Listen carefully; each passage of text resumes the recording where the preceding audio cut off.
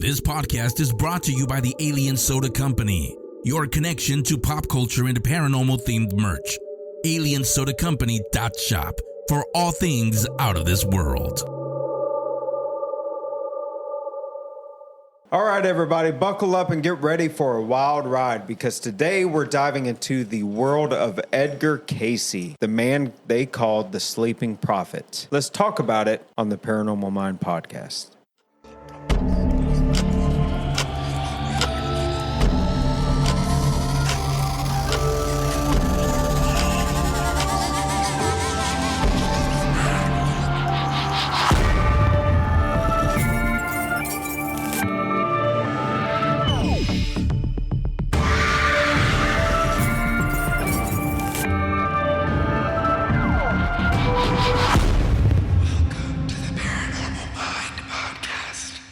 What's up, everybody? Welcome to the Paranormal Mind podcast. We really appreciate you joining us.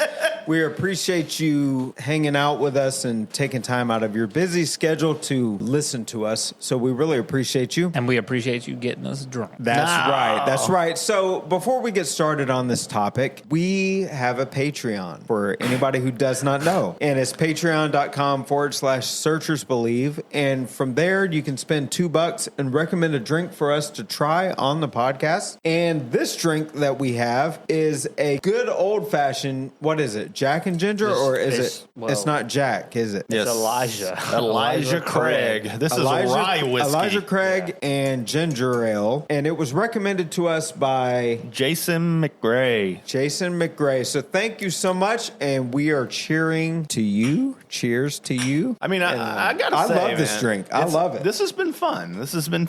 Oh man, perfect. Perfect. So again, and we said it the past few episodes, but man, Ray is 100% on it as a bartender. He's going to be the designated bartender from here on out because it's perfect.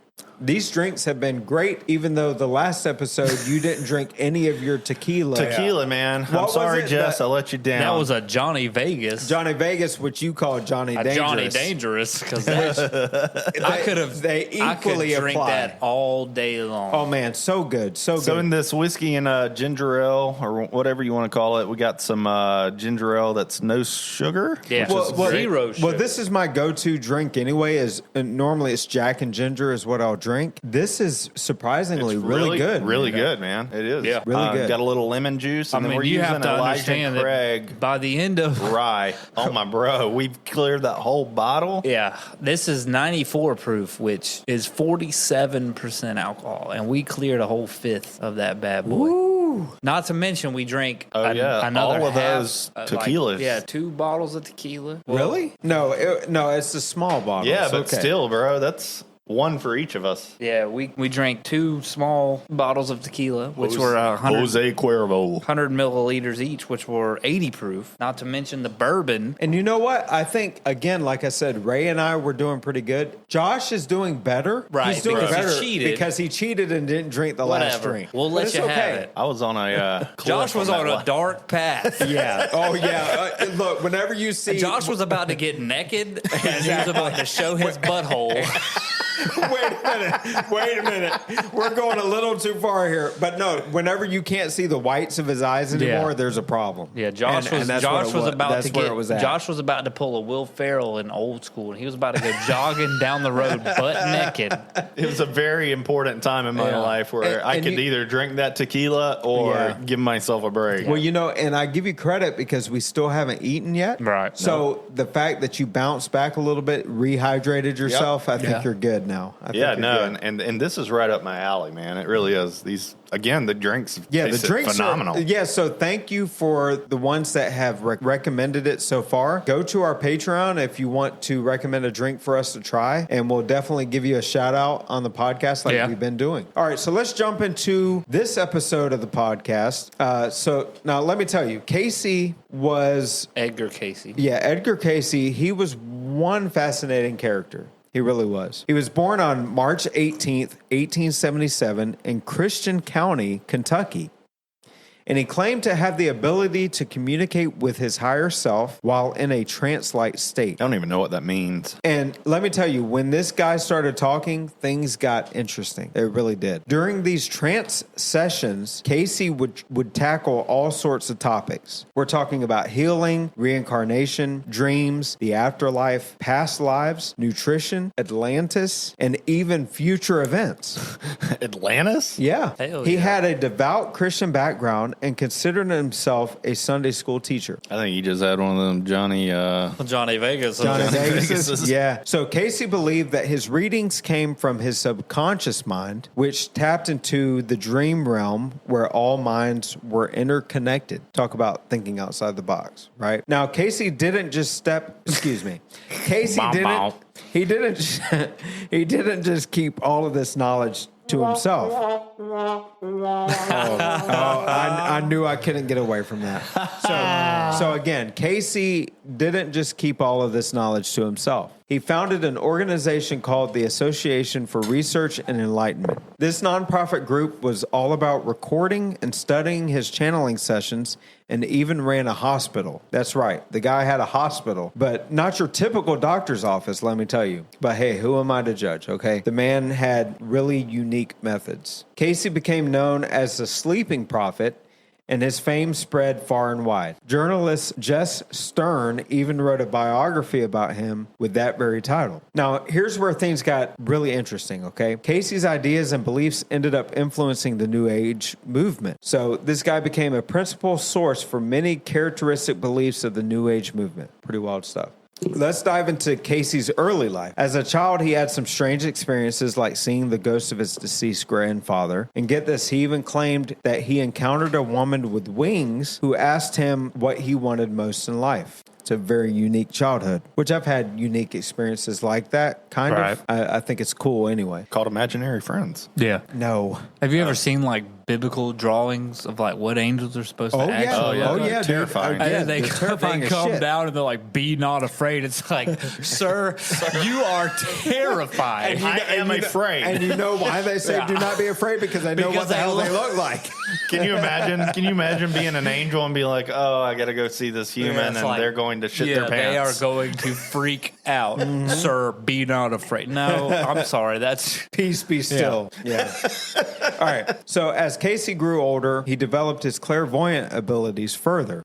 And people, there you go. It's either your throat opening up or you're slurping your drink. Sipping on sizzle. Look at this shit. He's already drank half of it.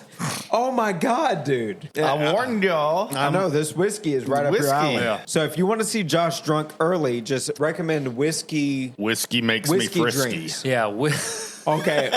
That means me and Ray need to leave. Yeah, getting handsy. All right, so like I said, Cayce, he developed his clairvoyant abilities further, and people started seeking him out far and wide for readings. He diagnosed ailments and suggests cures, and people claimed that his readings were accurate and effective. But here's the thing. Cayce wasn't your typical doctor. He didn't prescribe your run-of-the-mill treatments. He recommended things like electrotherapy, ultraviolet light, diet changes, and even massages. Couple fingers in your butt. That's right. I guess you could say he was a little bit unconventional. What do they call that? Like homeopathic? Yeah. Is that right? A couple fingers in your butt. Okay, you went a little too extreme. A couple Advils and a finger in your butt. You'll be fine. What do they call that? And call me in 2 days. Me in the morning. Yeah, that's right. Oh my God. All right. So Cayce's popularity continued to grow, and he even had famous folks seeking his advice. So Woodrow Wilson, Thomas Edison, Irving Berlin, and George Gershwin were among his clients. That's right. The big shots wanted a piece of Cayce's wisdom. Fascinating, do you know what man. any of those people did? I know a couple. Thomas Edison, man. Moving on. Yeah, I was like, tell me why. Tell me why any of those people were famous. You? I know a couple of them. Okay. I know one, Thomas Edison. You don't know Woodrow Wilson? One of them was a president. I do know Woodrow El Presidente. All right, now let's address the elephant in the room. What did he really do, though? Let's address the elephant in the room for a minute. Let's address it. Cayce had his fair share of critics. Some claimed that his abilities were faked or non-existent, which we encounter a lot of that today. Right. They dismissed his readings as mere fantasy and questioned the validity of his treatment. influence. And hey, I get it. I mean, not everyone is going to buy into his ideas, but you can't deny that the man had a following and left a lasting impact on the New Age movement. So did Jim Jones. Yeah. Yeah, and we'll talk about that. We'll talk about that after this, all right? So there you have it. The story of Edgar Cayce, the Sleeping Prophet. You love him or hate him, you can't deny that he was one intriguing character. Why did they call him the Sleeping Prophet? I'm probably messed this completely. So whether you believe in his abilities or not, one thing's for sure. Edgar Cayce left a mark on the world of clairvoyance and alternative healing. And that's something worth pondering. So the Sleeping Prophet, yes, you missed it because you're drunk off your ass. All right. So a lot of these messages, a lot of the things that he would be getting was while he was in his subconscious state. Yeah. While he was dreaming. He was sleeping. What do they call it when you like not sleep paralysis, but like astral projecting? Okay, gotcha. And which we'll be talking about that on another episode. I love astral projection. He was doing astral projection. Right. He was doing that. Can I astral project myself to work? But have you ever heard the stories of people that like? All right, like let's save those stories because we're talking about this topic on another podcast. Let's stick to the topic because we'll be talking about. Listen, I don't want to shoot our shot on this episode when we're talking about astral projection later. Okay, so, that's fine. Whatever. Let's talk about the astral projector without talking about astral projection. No, let's talk about this for a minute. So he recommended different things that he thought that would be able to help. Astral projection. The lowest rated podcast. So we're talking about him being the sleeping prophet, opening up clairvoyant abilities and stuff like that. But again, it reminds me of present day, or even in my time, the biblical. Is it your time? Well, like the religious. Why did you say it like that? Why did you say present time or my time? Oh, okay. Where are you? What time are you from, Shade Pittman? This is really like babysitting. Go ahead and spew your shit. Where are you from, Shane? Tell us now. Yeah. What day are you from? Do y'all see what I have to deal with? Do you see it? I just don't understand why you said present day or my time. That's all I'm asking. Because I wanted to say what timeline are you on? Yeah, what timeline? Because I wanted to say it. Tell the truth. Welcome. Really, it's almost near impossible, especially when y'all have had some alcohol. Like, look at him; he's almost done. He's almost done with. Okay, just shut up. All right. So, what are we doing? Well, I'm trying to get there, and y'all keep talking. What are we even talking about? Exactly. It reminds me of present day. These faith healers. The televangelists and stuff like that. Like the snake oil salesman. Right. Edgar Cayce could have been a snake oil salesman. Oh yeah. He kept recommending things like ultraviolet light, electrotherapy, diet changes, things like that. There was that documentary. The lady that 10 out of 10 don't recommend electrotherapy. Yeah, the lady that there's a documentary about her where she has like a diet and then she does the religious thing on top of the diet. I can't remember her name either, but she does the same thing. Has she been around for a long time? I mean, she's dead now, but yeah, she was around for a while. Hey, you guys can probably answer this. You remember that? Do you know that evangelist? Lord, please help us right now. Please help us get through this. It's only been 15 minutes. Please don't listen to this podcast and judge us because the other ones are pretty good. Wait, evangelist? What did he say again? The one that does the COVID-19. Oh, you're talking about Kenneth Copeland. Oh, Kenneth Copeland. Yeah, I knew you'd know. Yeah. I blow you I will blow the wind of fire. I legit think COVID-19. I think he might be possessed for real. Okay, so we're pivoting a little bit. We're talking about quote unquote prophets, right? Right. Kenneth Copeland, he is a moron. And he's a self-proclaimed prophet. Right. And he helped Shane loosen his tongue. And there's a lot of people. No, it was people like him. I want a bow tie. I want a bow tie. So it was people like him, but the thing is I saw this. I think it was Inside Edition, the interview. Did y'all see that where this lady runs out to him on his airplane, like the hangar? Oh, was she asking her questions? And he's caught off guard, and he's like, "I did not say that. Yeah, you don't know anything." He bought a plane from Tyler Perry. Dude, he owns like millions of dollars. Yeah. Millions of dollars. It's honestly, if you want to spend money, the scary part, give it to us. Yeah. The scary part about that we is won't that even buy a plane. We'll just buy an SUV and then travel the United States. Don't give it to Kenneth Copeland. Don't give it to what's his name, Benny Hill. Benny Hinn. Benny Hinn. Benny Hill is a comedian.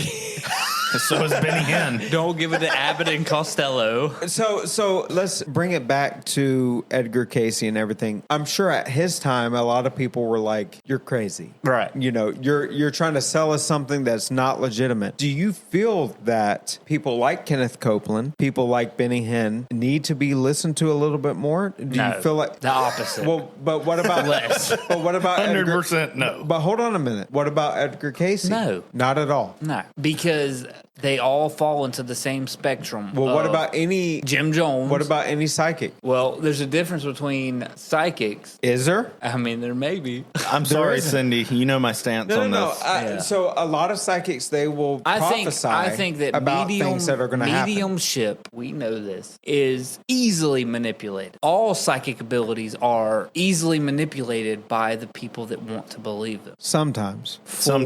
You're right. But again, the people that believe in it are easily manipulated. It's hard because to they want to believe. They want to so believe. bad. But let's think about it this way, okay? The Sleeping Prophet, right? On 28 Days Haunted, whenever I was having those dreams. You were the sleeping prophet. No. But what I was saying, I was having those dreams of things that happened in the past. Remember, the first one you had, I was like, wow, that's crazy. Yeah. Because I was like, the fuck is going on? Yeah. Wow. Because there's a difference between like when suddenly like somebody you've known for all these years is like, I had a dream. Now, granted, the dream you had creeped me the fuck out, but like at the same time, I was like, man, but we had been staying in a haunted location, where we had been left to our own, literally left to our own. You're devices. by yourself. But it ended up being something true. legitimate. Right. But my thing is but like when you were saying it, I was like, the fuck's he going on about? Right. That's my whole point. You know, so like the Kenneth Copelands of the world, the Benny Hinns of the world. At the time, we're saying these guys are crazy. But you're not also asking for a bunch of money. Do you have a plane that we don't know about that we could have been taking this whole time? But you know what? We kind of are. We're asking Patreon members. But you're not we're asking for support. You're not telling all. We're just asking them to support us in our alcoholism.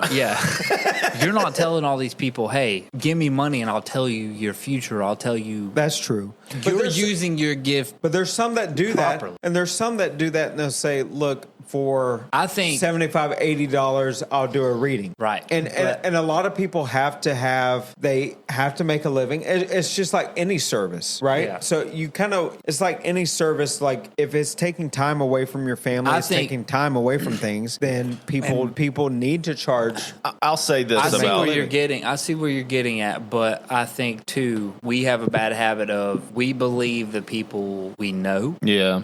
And the people we see on a daily basis because Cindy, 100%. Yeah. All three of us can agree. Mm-hmm. But you know what Cindy you know about people, I guess. You see her abilities. We've all seen it. But we've all seen it in person. Cindy is a really great representation of this because I've even told her before that, like, I don't know how I feel personally about mediumship, but I can appreciate that she goes around the world to hone her abilities in. Right. So if you were to be legit in that profession, she would definitely be one of them. And my issue is that I am 100% skeptical of any medium or any psychic until I see. It's hard. Right. When I'm in the room with you, I can 100% look you in the eyes, and by the time we finish our conversation, I'm either like, that's a real medium, that's a bullshit medium. Yeah, you can evaluate in real time, whether or not what they're saying actually has been influenced. The only way you can do that is if you've seen the real deal. Yeah, of course. Exactly. But I think that's across the board with our field. I think we always have to look at it with a logical mind. But what I'm saying is, whether or not people are asking for money or not, and I'm not making a case for these people because I grew up in that way. Right. But I'm saying,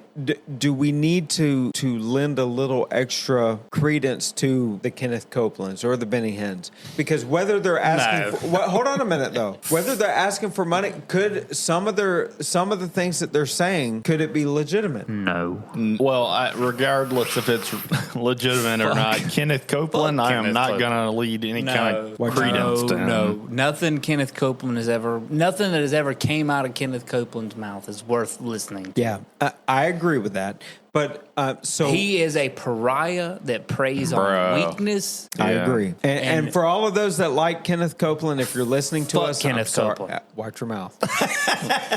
but I don't care. But again, that begs the question, and we go back to Edgar Cayce, right, and the Sleeping Prophet, and how people probably doubted him during that time. How do we lend credibility to somebody? It's hard. What is your basis for that? So you said he's a pariah, and that's because he begs. He asks for a lot of people for money. I don't think he even begs at this point. But beyond that, though, what is your criteria for judging who could be legitimate and who isn't? Like, I think that's a good discussion to kind of open up because it's different for different people. Some people are like, I think we need to support him because he's going out and he's doing a mission that he feels. So what is the criteria in your eyes that you feel kind of lends credibility to a person? Before we start this, I do want to say that if you are a medium or you feel that you are a prophet, I'm not here to dictate whether or not that is true or not true. I am a single person with an opinion. Right.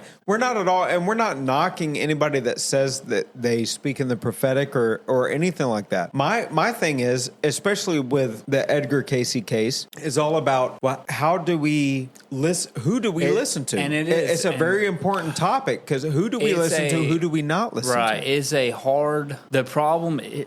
Excuse you. Yeah. Take a drink.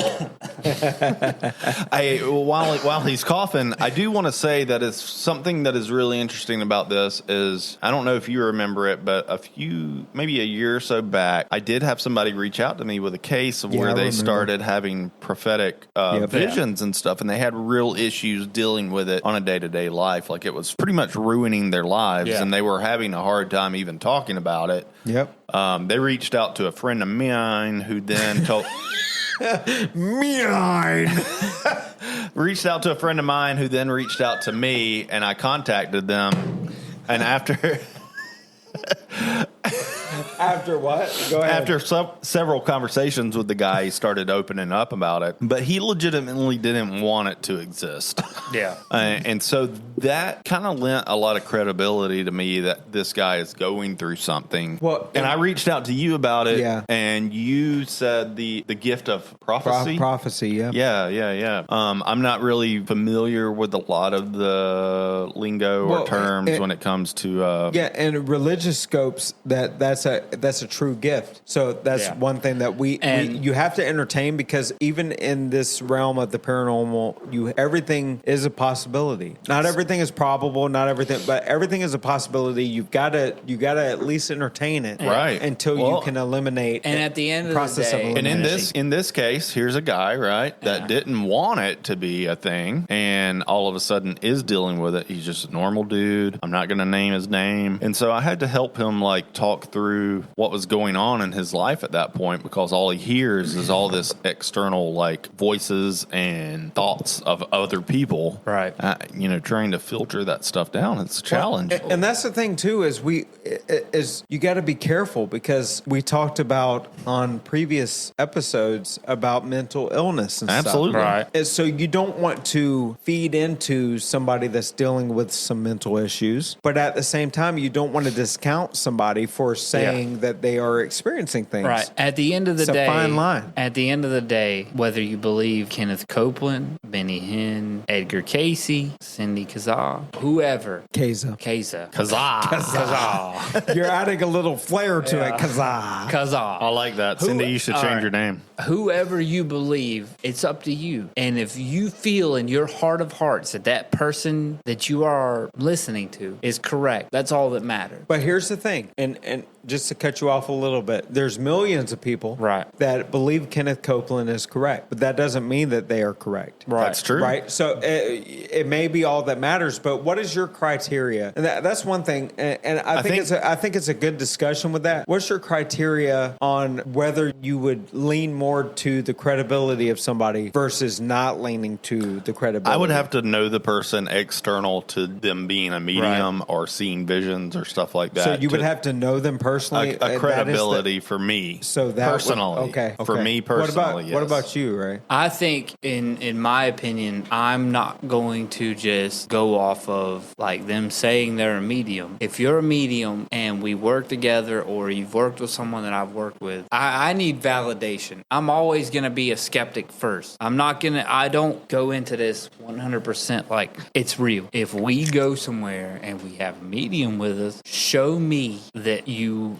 Show me your authenticity. So what about Nostradamus? Like all of his predictions. His shit was. But they're very loose still. They're were so vague. But there were some that hit right on that. That's true. Right on the head, and there were some that weren't. But would you say that he's legitimate, or would you say that I can't answer it? A blind squirrel finds a nut every once in a while. That's true. True, but there was more even a broken clock is right twice a day. But there was more than one time that he had. But if I were to sit here on this podcast right now and say a great flood will change the course of history, statistically, at some point, it will happen. It doesn't matter when. It just has to happen at some point between right now and the end of the world. Right, but would that make you wrong? No, that would just make me lucky as fuck. Oh, so you'd say it's a lucky type scenario? Yeah. But so I know we're going off on tangents here. If you make it as vague as possible, you're eventually going to get it right. So the credibility was with both of you, from what I'm understanding, and correct me if I'm wrong. The credibility lies in if you know the person personally first and you see it firsthand.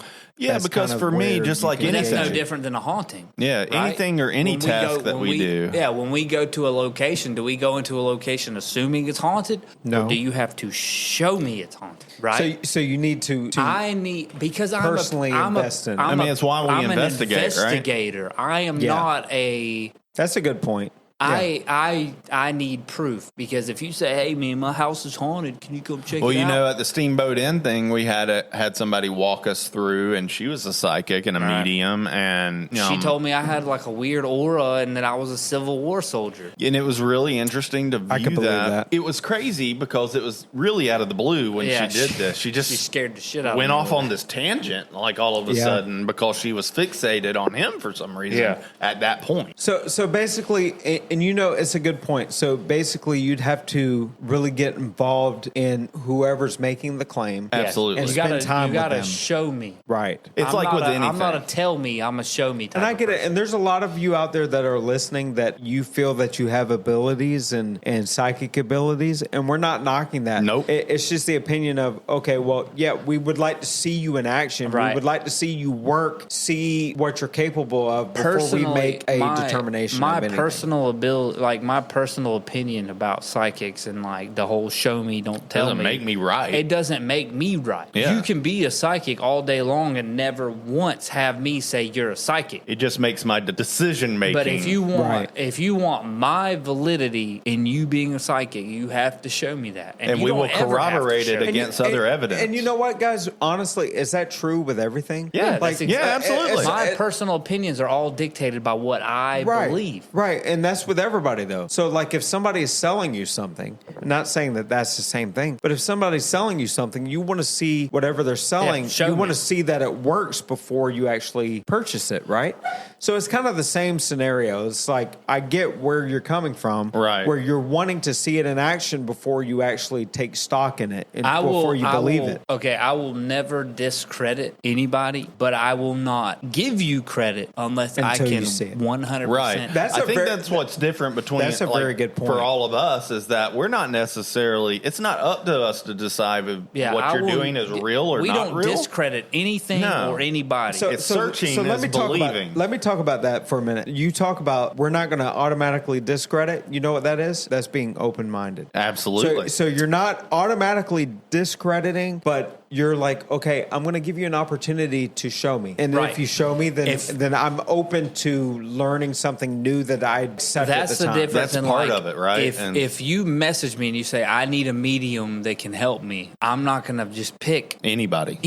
I'm going to say, okay, well, I have a medium that I know, that I trust, that I guarantee you. Which Cindy is one of them. Yeah, there are things outside of what my beliefs are and his beliefs are and your beliefs are that may actually exist, and then it's not up to us to define those. I agree. So even though I might not personally believe in mediumship, somebody like Cindy that goes out there and really tries to hone her skill in, if it does exist, she would be the one to reach out to. So on and so forth. You know what I mean? I know it's about the work that you put in to be who you are. And so if we witness it firsthand as well, and we see what these people are doing in their lives, then we will recommend those people, because if anybody would know the answer and anybody could help, it would be that person. Right. So the whole story with Edgar Cayce, we go off in tangents, but I think we were staying in the same vein of what we're talking about. The whole story with that is like, it's a cool story. He kind of started the New Age movement. But what we would like to say is keep an open mind. Whenever you have experiences or you have people that say that they can see into the future or they can predict certain things or that they can claim certain things about your life, be open-minded with it, but be guarded enough to where you evaluate things logically, but you also spend time with that person and you know how that person's character is and what their motives are. And I think that's really important because Kenneth Copeland's motives, I think it's more of sustaining his lifestyle. Benny Hinn, same way. Yeah, profitability. Right, sustaining a lifestyle. So their motives are different. But if there's somebody that is genuinely wanting to help or wanting to further your life in a positive way, that's when you lend more credibility to that person. Absolutely.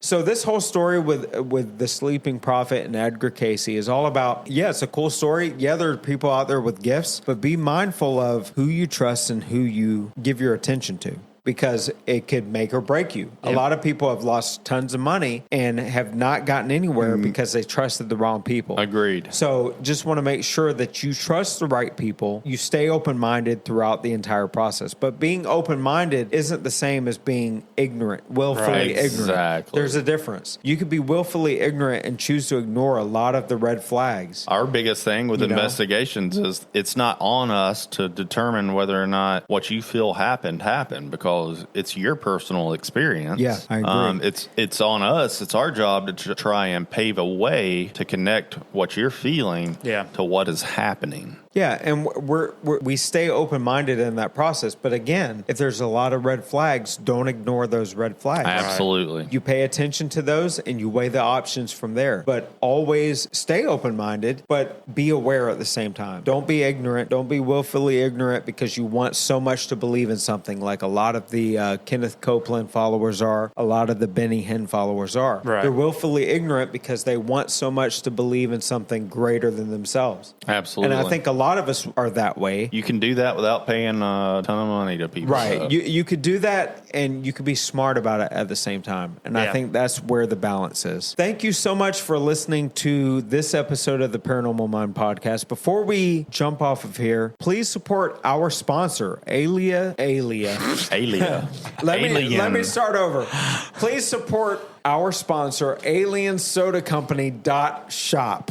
They have some really cool merch, some really cool new designs that they have made that I think you guys would really dig, that you would really like and enjoy. So go and check those out and use code SEARCHERS for 10% off your order. Yes, it could be a few dollars, but that helps. Yeah, absolutely. So go use code SEARCHERS and let them know how much you appreciate them, because we appreciate them allowing us to do what we love to do and to bring this content to you. Again, Alien. All right, let me slow down. Again, AlienSodaCompany.shop. Go check them out. Please support them as they support us. Thanks so much for being our sponsor. Yes, thank you so much. And again, thank you so much again for listening to this episode of the Paranormal Mind Podcast. And until this episode or the next episode, Ray, you know what? You're messing me up right He's now. done. Until the next episode, I know Ray wants... Go ahead. Sing Creed. I'm not singing it this I know you want to. It'll be on the behind the scenes. You're close. Go ahead. Go ahead. We're waiting. Come on, you're on the spot. Can you take me higher? Here we go. I knew it. Awesome. Finally, after 4 episodes, we finally get To a place where golden streets. Now do your little grunge screamo shit. I know. Go ahead. I don't want to lose listeners. Yeah, we will lose them. Go ahead and do it anyway. Goddamn Searchers karaoke is coming up next. Do it. Growl. We're gonna have to start a whole secondary podcast where we just sing songs. All right, so enough of this crap. All right, thank you so much for listening to the podcast. We appreciate you more than you know. We appreciate you more than you know. Y'all are awesome. And until Love you guys. Until the next episode, Searchers out. See ya.